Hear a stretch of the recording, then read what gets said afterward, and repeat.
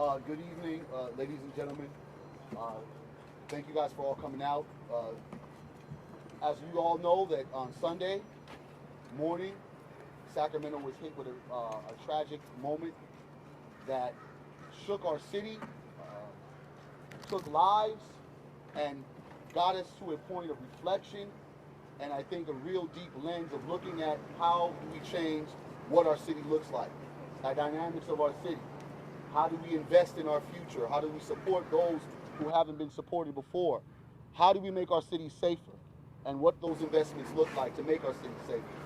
Today we come together, not as a full city, but with those who are feeling compelled to make sure that we lift the voices and the hearts of those families that are still hurting, those families that are healing, those families that are devastated.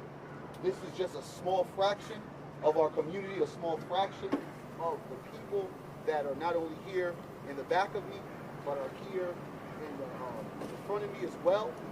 But this is also a time for all of us as a city, not just one demographic, because this affects all of us in the city. This happened in our downtown area, a place that's supposed to be safe, a place many people who are here live, many people here work, many people here are entertained, or many people celebrate moments of glory and admiration. But we've been struck by senseless acts of violence, and we are not going to normalize that senseless act of violence. So today we've come together just to show unity, to show that the people, that we are here for them, that we're supporting them, and that public officials are hearing and listening to the voices of the voiceless and are ready to support major efforts to make major change. This is no longer going to be a talking point, but just going to be action behind all of the talking and the conversation, because we need to move forward with what change looks like. So without further ado, I would like to bring our Mayor, Darrell Steinberg. Thank you very much, Barry, for your strong voice and your leadership. I am really gratified, actually, that the media, the national media, is here to see the strength of our wonderful city, Sacramento. But I want to make sure that when we're done with this part of it, that we include everybody who is behind the cameras as well, and we sit together in circle, in solidarity, and that everybody is included in this tonight. Tonight we are here for John Taya, for Melinda, for Sergio, for Devonta, for Joshua, and for Yamila. We gathered today to mourn their senseless deaths, and we gather for their loved ones, some of who are represented here tonight.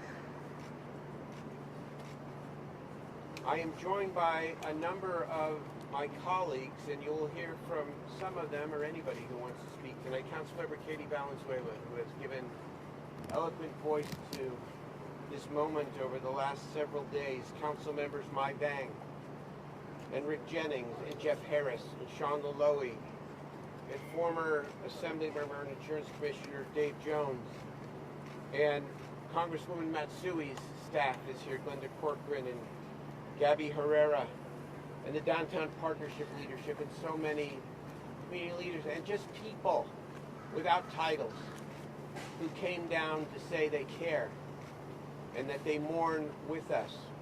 We stand at a solemn place here in Sacramento. It's Ali Yousefi Square. Ali was a developer, a young man who died at age 35 of cancer. And he was one of the souls of our community who believed in the future, who believed that these places of gathering should be places of joy and places of peace. So we gather here to remember the victims and to commit ourselves to doing all we can to end the stain of violence, not only in our community, but throughout the state, throughout the country, and throughout the world, because the national spotlight is on us for the moment. And so if we can lift our voices as we have over these last couple days, to decry the senseless violence and the sickness that exists in our country around the proliferation of assault weapons and ghost guns and weapons that indiscriminately kill and injure. We will lift our voices to do so, and we will never give in or give up to the idea that in this country of blue and red, that it's just impossible to make any real change. We've given voice to these last couple of days about how important it is to continue what we've started here in Sacramento, and that is to invest more in young people. And yes, there were adults that were killed, but we all know it's about moving upstream, because every child, every teenager, every young adult should have nothing but good and great choices. But if I have one more minute here, I want to talk about something that I have not talked about this week, but that is close to my heart tonight. I've spent a lot of my adult life fighting for better mental health services for people in need.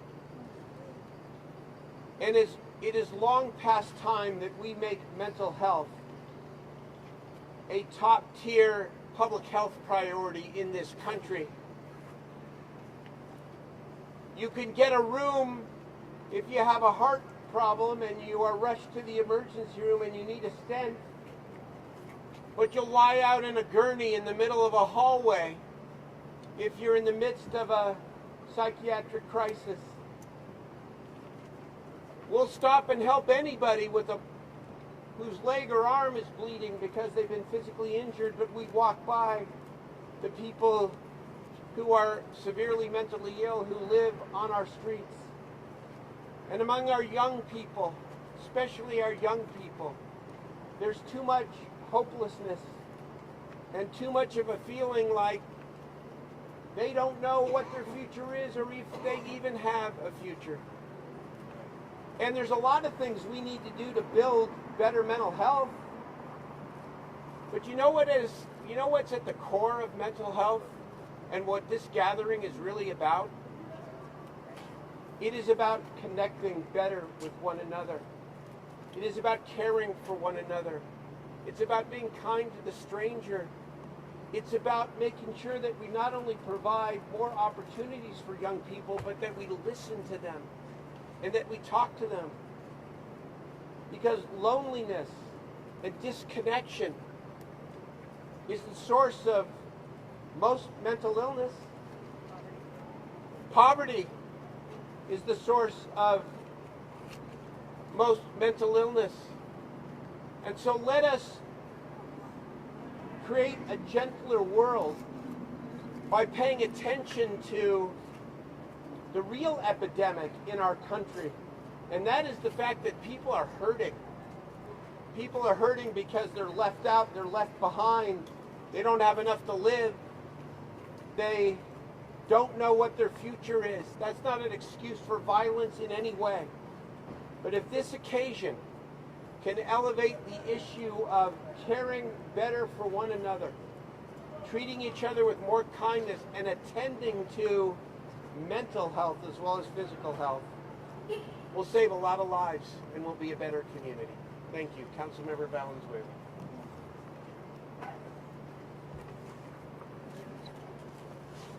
So no offense, but I didn't come here tonight to talk to any of you.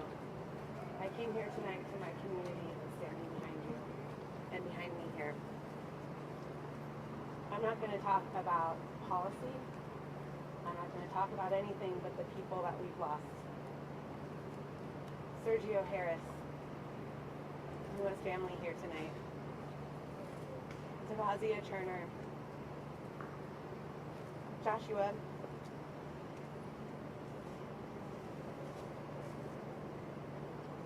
Josiah Alexander, Yamil Martinez Andrade, and Melinda, an unhoused woman who we all knew.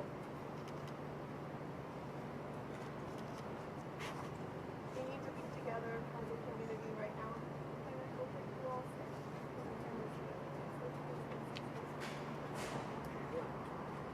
And for all of you out there, thank you for coming. I hope you'll stay when the cameras are gone so we can get to the work of healing and working together. Thank you. Thank you. Thank you.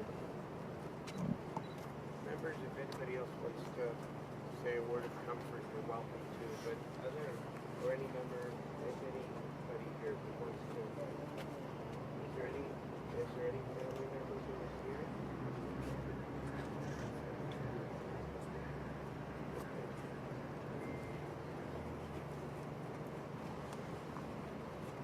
I'm Bishop Parnell M. Lovelace Jr. I want us, if we could join together in prayer for our families and for our city. Will you join me in prayer? Father, I thank you that you care for us.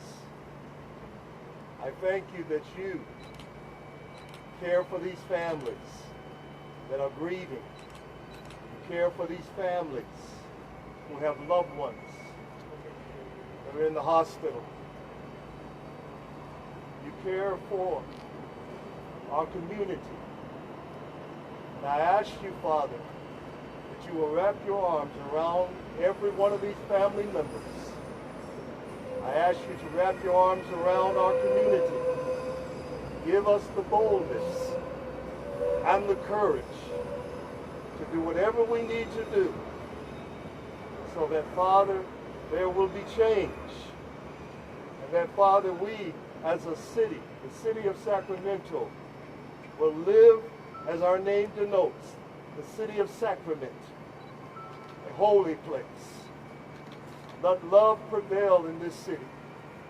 Let care prevail in this city. Thank you.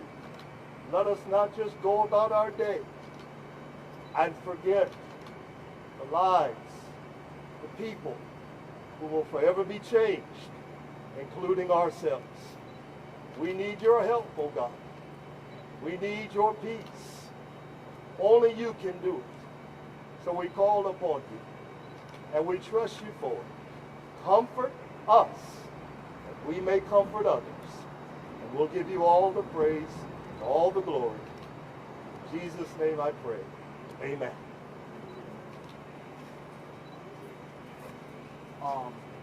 I would like everybody in the back and the front to raise up your candles.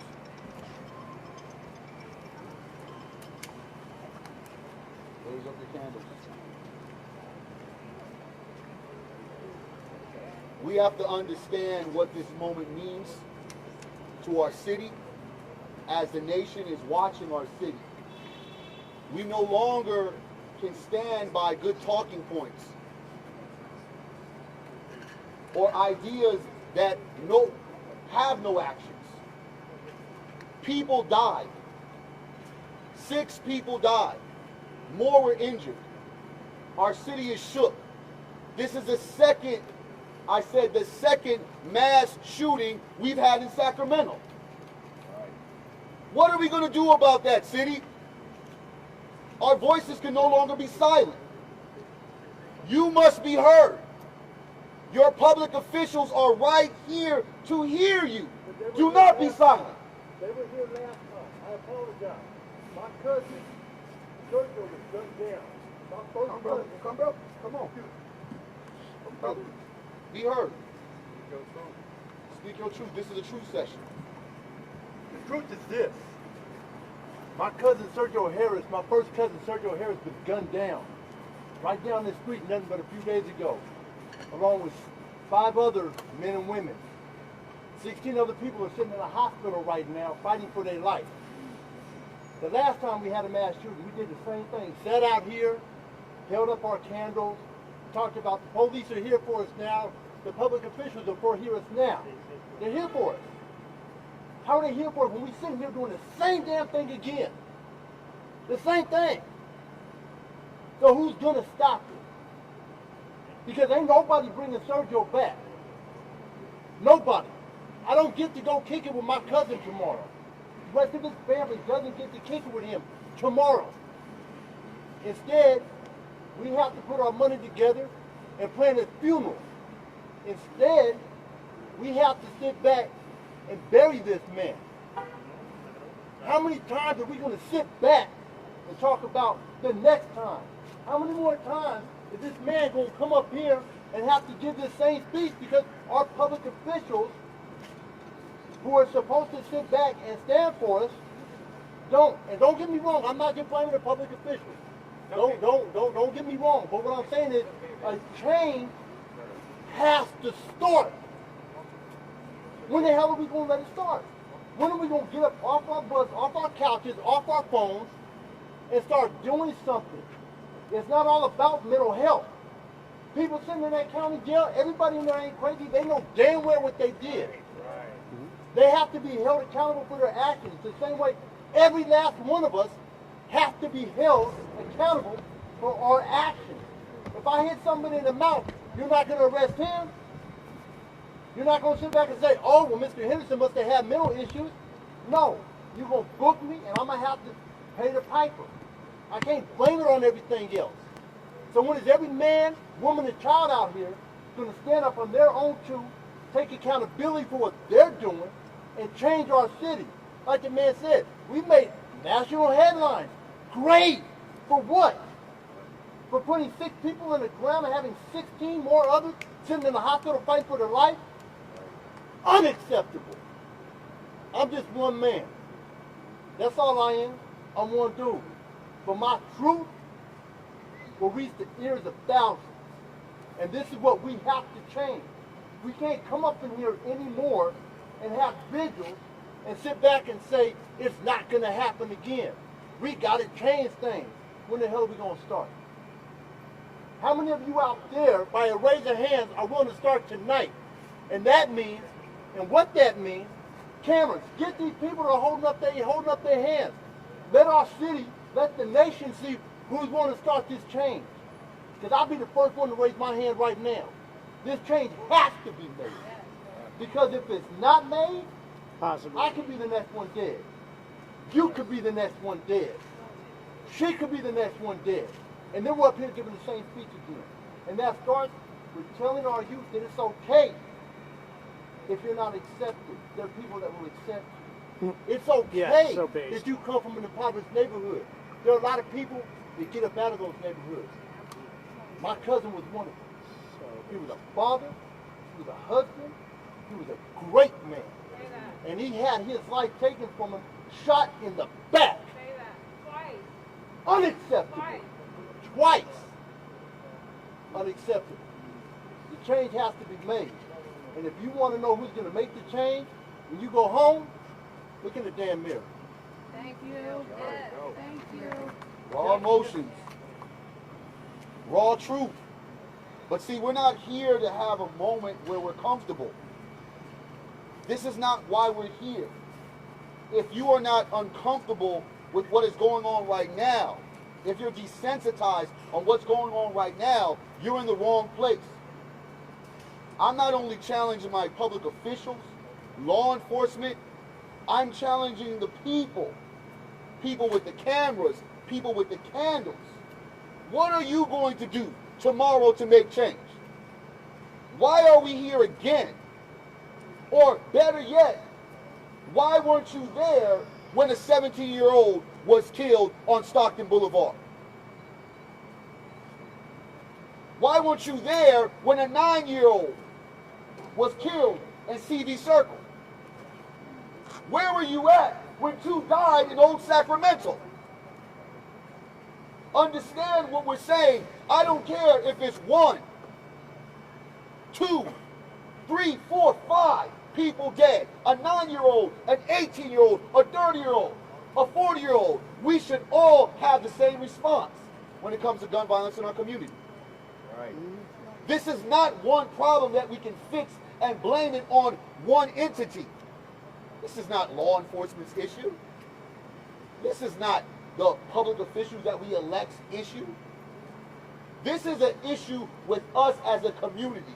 Right. And where we stand moving forward today, in this moment, will tell us what this city is going to look like. Care for each other. Right. Kind of like Not only care for each other, support each other. And let's not just support each other in tragedy. In this moment, where it feels good, My frustration and my anger is after the protest of George Floyd in 2020, when it felt like the nation was going in the right direction. We're right back here in 2022 like nothing has ever changed. Like we did not witness all of the protests, all of the frustration, all of the tears and the anger and the voices of the voiceless. We pretended that just never happened. And here we are again, fighting a constant issue that communities are poverty-stricken, communities that lack resources deal with every day, which is gun violence that is now plaguing our safe streets. So how do we move forward? Too late for that. What do we say to our young people? What do we say to the shooters before they shoot? Who do we call for the calm? I say we call for ourselves. I say we call the people. I say we look at ourselves and we figure out ways for us to unify. This is a time to do what, family? I said this is a time to do what, family? I said this is a time to do what, family? I need more passion than that. I said this is a time to do what, family? Okay, that's a little bit better. All right, got a little bit more energy on that one. If it's not in your heart, if it's not in your soul, if you're not passionate, or you're looking for a purpose, this is now the time to no longer worry about petty beefs, politics as usual, because I may disagree with the mayor doing this or a city council member doing that, and picking out the appropriate time when we must challenge law enforcement. We must now unify to let people understand that Sacramento will not be a city where people cannot feel safe in. Sacramento will not be a city that's drawn with gun violence. Sacramento will not be a destination city where people are walking in fear. Sacramento is a growing city. I believe in this city. I remember down here on K Street, nobody wanted to go on K Street. You remember that? Young G, he knows that. I mean, I didn't want to go here anyway. And then I watched the streets get paved with gold. I always ask the mayor, can we do this in other parts of the city? But we'll talk about that later. But I understood and I had gratitude to understand when I had folks coming from out of town. Or I knew I wanted to hang out with some other people, that I could go to a place, because every city needs a vibrant area that excites individuals. We need a destination place. So this city growing in this way is good for all of us. It saves us. It builds character. It makes more people want to come to this city. But if we are riddled with gun violence, not only in this area, but in all other areas, here are we at. And where do we move forward? And that moving forward starts with all of us. We must be the change we want to see. And we must speak it loudly, and we must speak it clearly. And we cannot allow today to be the last day we have this conversation, or be the last day we all show up. We have to make this a continuum. We have to be able to walk down there with the other families and go there and not say anything, but just be there in love and unity. So when we're done, let's walk down there and just be with community. Be with the pain. Be with the uncomfortable. The comfort in us is no longer there. Every city that we see in the nation has been riddled with gun violence. We cannot allow our city to be that one. Right. Keep going. Okay, I'll keep going. So I hope that this is just not a moment that we're in, because it seems that we've been in too many moments in our city. This is not a reflection of our city, but unfortunately, This is our city right now, and we must put the pressure on law enforcement to make sure they're getting the illegal guns off our streets. We must make sure our public officials put more investment in not only community organizations and youth organizations, but other communities that are impoverished, that are not getting the opportunities, that are not getting the access. This is the time that we make sure we don't look at it on a note. We make sure this is what you said at this moment, and we want that done today. And we have it with our public officials that you guys are going to honor, putting more support in all the investments that we see fit to move forward to. Yes? Yes, sir. You guys heard that? Yes, sir. Did we hear what? Yes, sir. More money for young people, more money to fight gun violence. Yes. More money for the community. Better believe it. This is now going to be our marching orders. Hold everyone accountable. Hold the people in our community accountable. Hold our public officials accountable. Hold our law enforcement accountable. Hold ourselves accountable. This is what we have to do moving forward. The act of violence, this cowardly act, it's shameful. It makes no sense. And it shouldn't ever happen in our city. And I hope we're never here again in this moment in our city. Let's take space with each other. Let's learn and let's build. Let's talk to each other. Let's get familiar with each other today. Let's just not move and walk away, because this moment is not about a moment for us to just yell and be angry. This is a moment for us to start healing, speaking truth, and finding solutions to the problems and the issues that we face. Gun violence will affect everyone here one day. Today, it's those 6 people. Tomorrow, it can be you. I ask you today, what are you going to do to make sure tomorrow is better? I leave you with that, my family. For everyone, can we get, because I want to make sure the cameras see this. Can we get everybody with candles up here, please? Don't be afraid. Or we'll come over to you guys. Which one? Come on. Okay, you want to read a poem? Hold on, we got a poem which she wants to read. Go I ahead. would love to read this poem for the families. She asked me to kill the spider. Instead, I got the most peaceful weapons I can find. I take a cup and a napkin. I catch the spider, put it outside, and allow it to walk away. If I am ever caught in the wrong place, at the wrong time, just being alive and not bothering anyone, I hope that I am greeted with the same kind of mercy. And that's given to us by Rudy Francisco. Mercy. Let us not seek vengeance heavy upon our heart, because peace is a verb.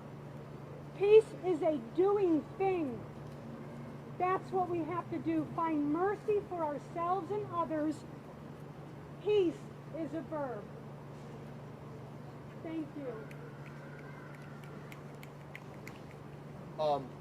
Just want to reiterate one of the council members that just told me, and I think this is a moment where we have to really look at it as we're angry and folks are frustrated at this situation that's happening.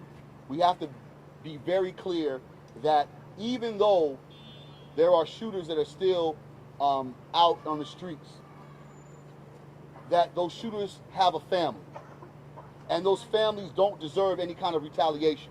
Yes. If anything, we need to love on those family members at this particular time. Thank you. We don't need revenge. Thank you. We don't need an eye for an eye. An eye for an eye is probably what got us here. And as much as it pains, I know other family members who are dealing with the grief as of right now, we don't need that kind of destruction in our city. We've seen it too much. We've seen retaliation, and all it adds up is a casket and caskets. Right. More funeral arrangements. So even in a time of grief, we must have compassion for those that committed these heinous acts. And realize not only are they people, but they had family too. So let's put that in our heart to also pray for them. Thank you.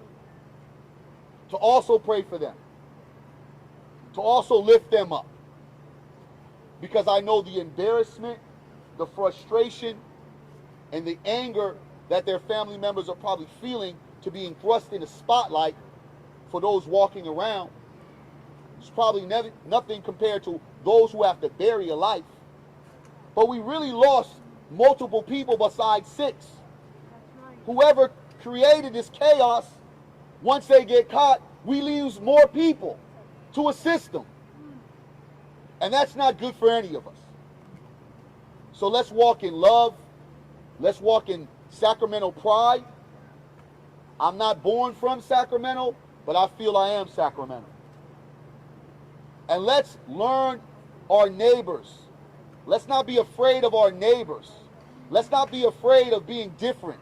Let's not be afraid of having conversation. When this brother got up here, I'm sure someone in the back was like, what is he going to say? But I say, let him say it.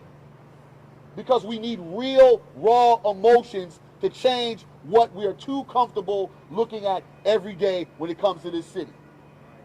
A city of diversity will prove it in your investments. Prove it on where you put your money. Prove it on how you show up.